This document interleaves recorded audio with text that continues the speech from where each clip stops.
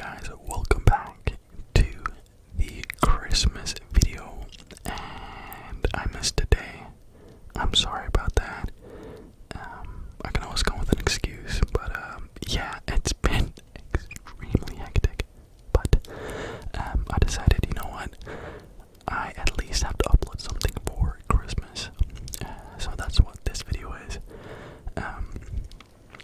As you can tell, you can't see my extremely handsome face. That's a joke. Because I thought this would just be something, maybe you should just listen to, you know what I mean? Put on the earphones or on speaker or whatever, how you like to listen to ASMR, and just lean back, and just relax and listen to these scary stories on Christmas, I guess. So, yeah, hopefully you had a lovely Christmas.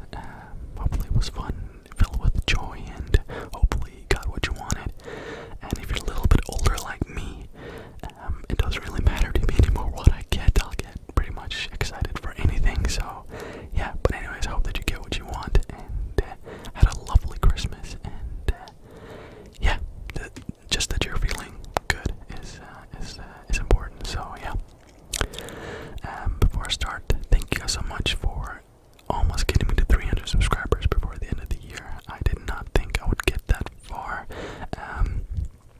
Like, I've had this channel for almost a year now, and some people say, oh, that's not that much for having it a year, but the thing is, it is extremely difficult to grow on YouTube. Like, I've had a couple of channels before, which I'm gonna have private, but they got a lot quicker, but that was many years ago. So now there's so many people doing ASMR. It's a different thing, so I'm very happy with what I have now. I average over a good amount of views for my videos that I feel like it's not worth uploading. That's not what I'm gonna say, but it's like fun knowing people will comment and stuff like that, you know what I mean? Like, in the very beginning I could upload something and I didn't even know if anyone was gonna watch it. So now I built up a little bit of an audience here, and I really do appreciate you guys. You guys are amazing. And yeah, you're here for the scary stories, so yeah, let's get right into it. But thank you so much. Thank you. Alright, now this first story is actually not a new one. It's a fairly old one. I think it's from this year still, but it's from Reddit. And what I usually do is I go to the subreddits and I click on show the newest one this week, and then I read through it, and the ones that I really like I tell in these videos. But this one is very old, but maybe a year old, maybe a little bit over a year old, but it's one of the most top voted stories on Reddit, on that subreddit at least. So yeah, I thought I'd read that to you guys. So, my experiences as a crime scene cleaner. To start out, you need a little backstory to show how I got into the situation. So, when I got out of high school around 2003, finding a job was difficult, so I took whatever horrible jobs I could get by. When I found a job cleaning fire and water damages full-time, I was excited to have a steady income and start saving, but this quickly turned into a nightmare that I had to endure for almost 2 years. The company I worked for put me on my first job, which was water damage claim, where a basement flooded with sewage. So after a few days of work, we finished it, and it was on to the next job. My boss then called me into his office the next morning and told me about a special crew that he was setting up, and asked if I wanted to be a part of the crew or a leader supervising 3 other guys that were just hired. I found this strange, as I had only been working there for a total about 3 days, but I figured my work ethic was already paying off, and I would get a raise. I only made $10 an hour to start. Not only did I not get the raise, but I got no training in the new position other than a work van with cleaning material, and the phone numbers for the 3 new guys that also were hired to do fire/water damage cleanup. The boss told me what tools were best to use and what cleaning products to use to sanitize, along with where everything was located in the van, with hazmat suits and respirators. But he was kind of vague about what kind of things I would clean up. He just said this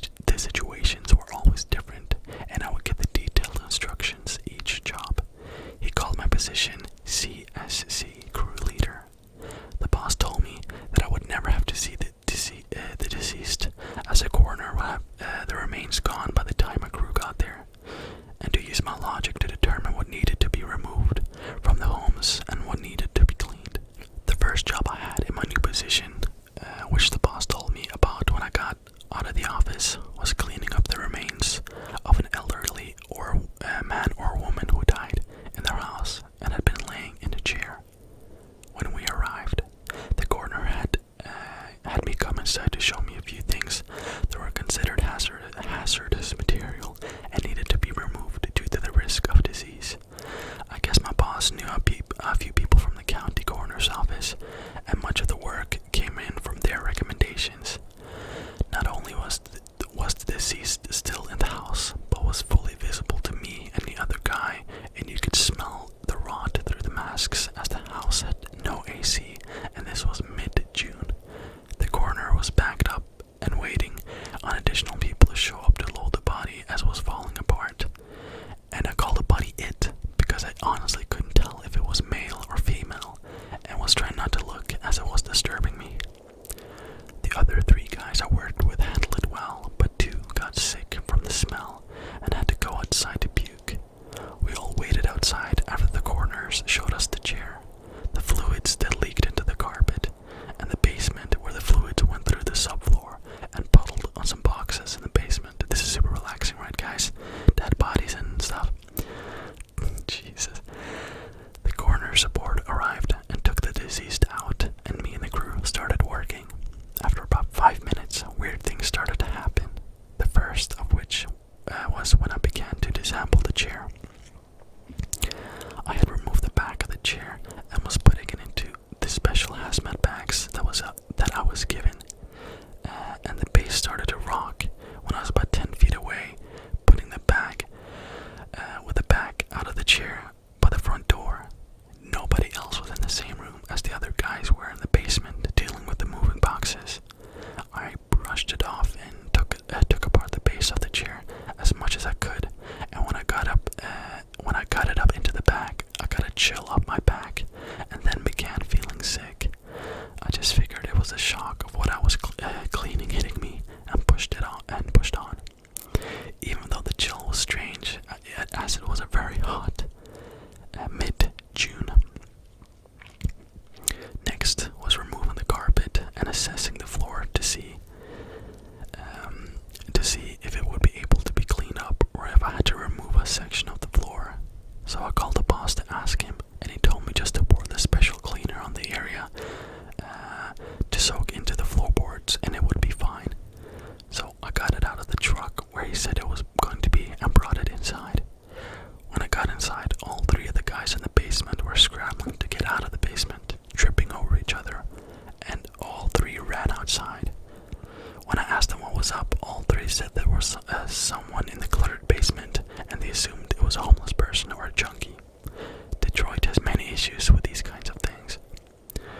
I listened at one of the open doors in the basement. It's kind of the first thing we did when we started working. Open all the windows, prop any doors open, so maybe someone got inside then, or possibly before we got there and was hiding. After listening for a few minutes and hearing nothing, me and another worker went inside again, armed with a light and a piece of metal fence post, and searched the basement. Nothing was down there but the footprints of the shoe covers we used. But when we started to walk up the stairs, we heard a terrible, horrible, hawking cough from somewhere in the basement. When we looked for it, there was nothing, but the corner of the basement had a bunch of dust stirred up like someone was moving things very recently. That weirded us both out. We called the guys back in, and they got back to the boxes, but all of them kept feeling like they were being touched while throwing away material from the boxes that had fluids on them.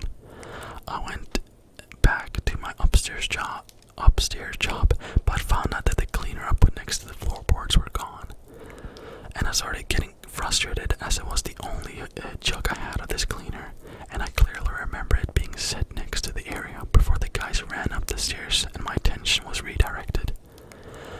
I began to take out trash, figuring I would find it eventually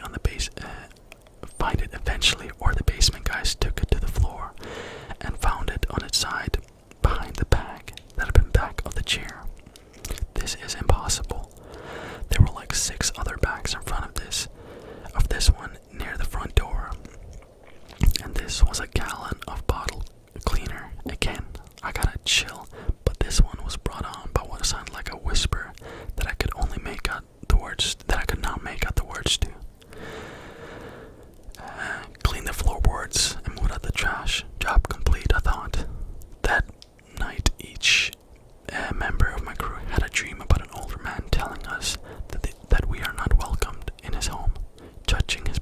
things, and we needed to leave.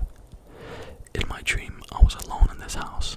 The old man cried and told me I was destroying his things, and he couldn't replace anything. He was trying to push me out of his house, but it was like I was ignoring him. Even when he would push me and scream at me, no reaction from me. He then threw my cleaner into the garbage pile I had made by the front door, exactly where I found it. 2 of the 3 guys in the crew told me that their dreams about the old man pushing them, as they went through the boxes of ruined pictures and other old stuff that needed to be thrown out due to the risk of disease from the fluids. They also said it was like they had no control and were autopilot. They said that they were so sad but couldn't do anything. The thing that got me about the dreams of the 2 other guys was that they both said that the man was getting so upset that he began violently coughing, and that the man kept grabbing their arms when they would touch boxes or throw things into the trash. Neither of the guys were in the house when me and the other guy heard the coughing from the basement. The guy that went into the basement with me said he had a dream, but all he remembered was waking up sad like he did something wrong and had a horrible coughing fit, which might just be a coincidence, but I connected it in my mind as relating to the other dreams. We all talked about it and came to the conclusion that we were all just having a reaction to the situation, and it was nothing more than our brains coping with what we had to do. I'm very into psychology, so I rationalized it the best way I could, and we hoped for better assignments the next day. Alright, a little break there. Hope you guys are not disgusted too much. What more can I say? Let's just keep it going here. Next few jobs were not so bad. Cleaning up blood at a home invasion. No casualty, but a huge mess. Then there were a few other bloody crime scenes with casualties, but nothing notable happened. About 2 weeks into the job, we began to learn the tricks of the trade, and we were split into 2 different groups that I was responsible to manage as a crew leader. So I would have to go to different sites if the other 2 guys had an issue or didn't know what to do. I thought I was getting used to the job as well as the other guys, as we had no other experiences like in the first job, but I was wrong.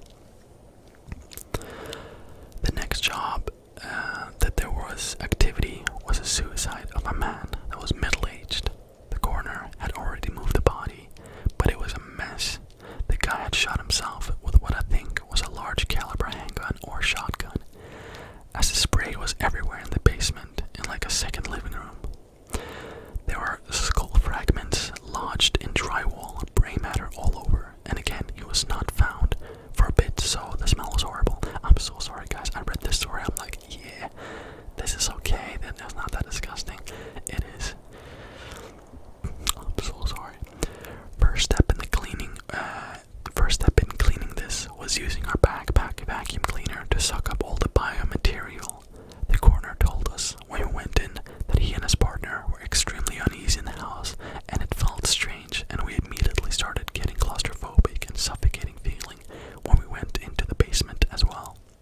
To make matters worse, the family of the man had come over and were crying upstairs, but the vacuum noise helped to cancel out that.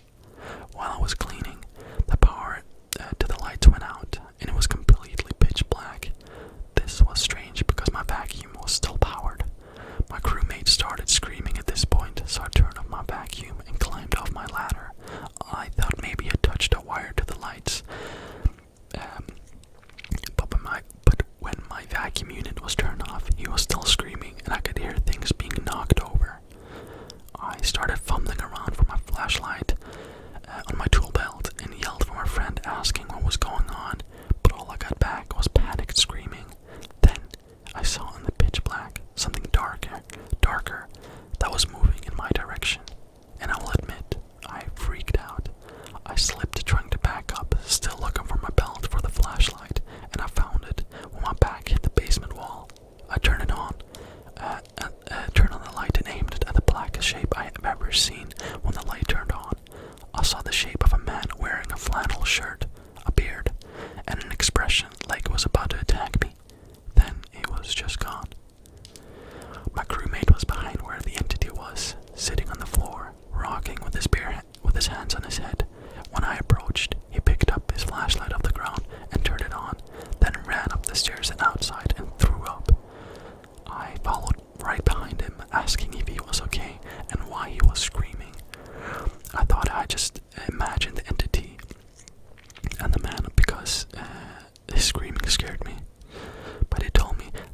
scrubbing the wall and felt like something was pulling on his tool belt, and he thought it was me.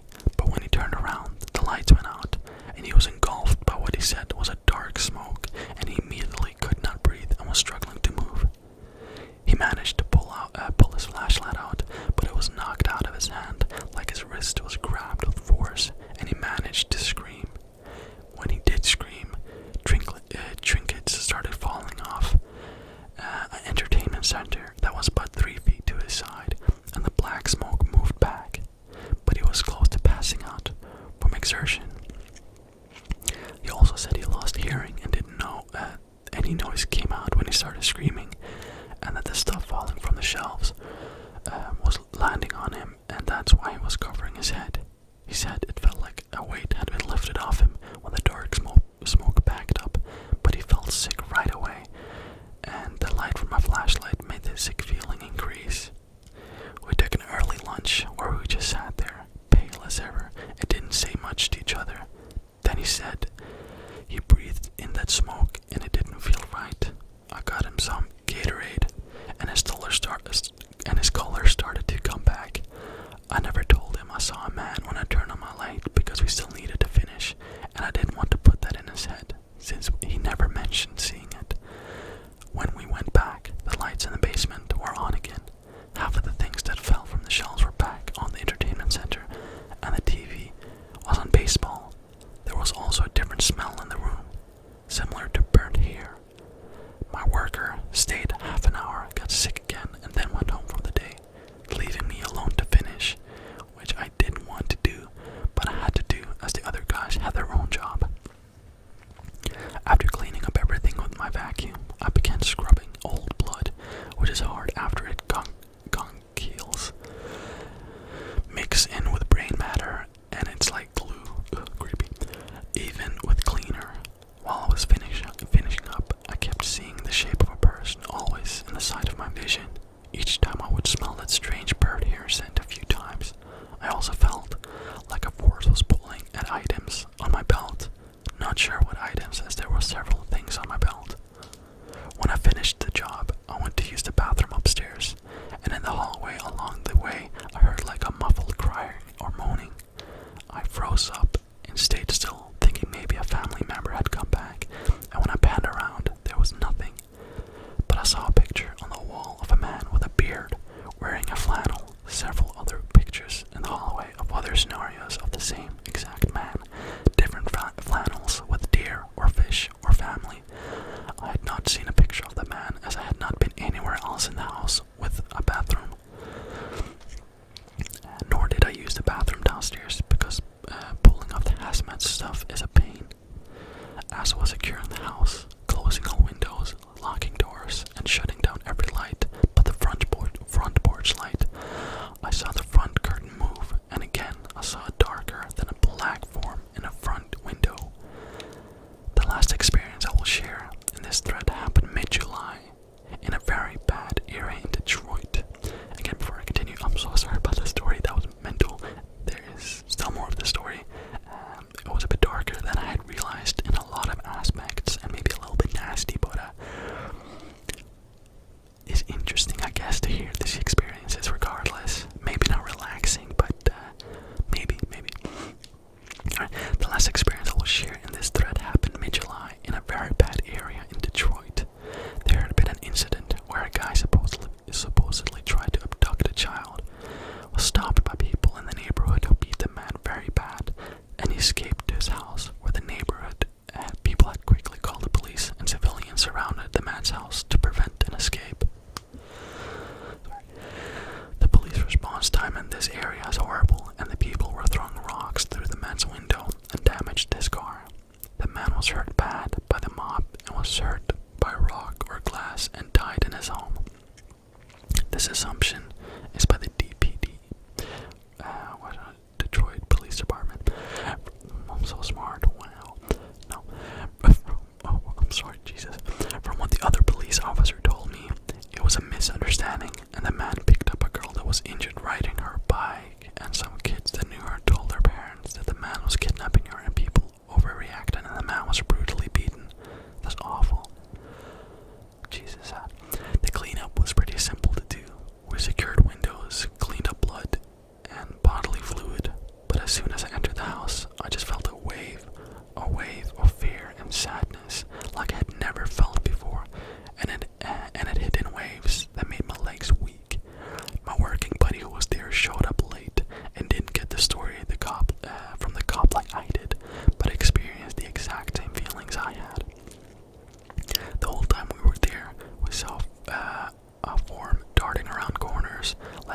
watching us, then hiding. It was similar to like a small bit of fog or mist. We also heard very slight cries for help coming from several areas in the house, and what also sounded like "please stop" and "long no" a few times. The crowd came back and yelled at the house also. And when this was going on, the activity in the house increased, and we could hear running footsteps going up the stairs, a door slam, and it sounded like the front door would open and close, but we never saw any of those doors move.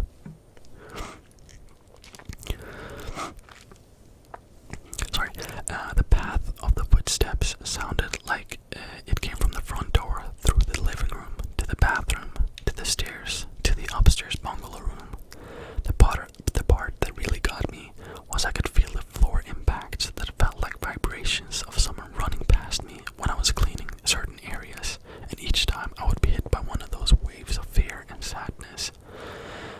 When we left the house, there was a few people on porches hanging out, like as usual during summer, and the people were still hostile, yelling random things, but directed at us as we loaded the van and took off our hazmat suits. We ignored this, but before we had loaded all the material from the house into the van and locked the house, the front door slammed hard enough to sound like a gunshot, which scared me and my crew member, along with the people on the front porch, to the point where they went inside. The front door deadbolt was somehow locked and we couldn't get it open. I think it was a different key than the knob. So we ended up leaving several boards in the house that were left over from the boarding on a few of the windows. The feeling of relief when I left the house was like night and day. Inside I was anxious, scared, paranoid, and just really down, which could be due to knowing the story. But when I got outside, it was like flipping on a light switch. I immediately felt better, and me and the other guys in my crew were joking around, laughing about dumb stuff and normal 19 or 20-year-old shenanigans. I have many of these stories written down in my detail in a journal as I started the job the first 3 months of working. I talked to the guys on the cruise and got other strange stories from them too. I know that some of this could be very well formed by my subconscious mind to cope with traumatic situations, but some of this has no explanation, and when I hear other members of my crew tell me these stories when they haven't been influenced by mine, that's a horse of a different color. When I have time, I will pull out the journal and give more of my experiences. The job got way worse when I started the journal after 3 months in. Several experiences with what I think was paranormal. Many situations that stressed my mental state to the point where my mask of sanity started to slip. In the end, I worked at this place for almost 2 years, and of my crew, all died, 2 from suicide, 1 from drug overdose that could have been intentional, but we'll never know. I just know that when these 3 guys my age, 19 and 20, started this job, all were normal, well-adjusted guys with no cares in the world other than girls, parties, and working. I watched each one slowly drain their joys and passion for life, and I know this sounds bad, but each one that died was considerate enough to die in a clean way. Most likely or so, another person wouldn't have to see that horrible thing that we all saw so often. Well, this was the saddest story, guys. I am so sorry, but I thought it would be fascinating, right? Because these are real jobs, and you hear a lot about these things. Police officers going into houses. There's been murders, and they have these GoPros on their head or whatever, on their helmets, and sometimes these GoPros pick up voices that sound like the people who had died there. So it's very creepy, and I do believe people working within what this man worked in experienced a lot of weird stuff, probably because why wouldn't they? You know what I mean? Why wouldn't they? I believe in the paranormal, and something like that, of course, being there days, hours after the death occurs, and just started cleaning and ripping everything apart. I think if there is such thing as a ghost, I think that would confuse the ghost and was a person, but you know what I mean? So yeah, I don't know, guys, what do you guys think? This was a bit of a longer video, which I thought you guys would enjoy. I'm so sorry if it was a bit too mental,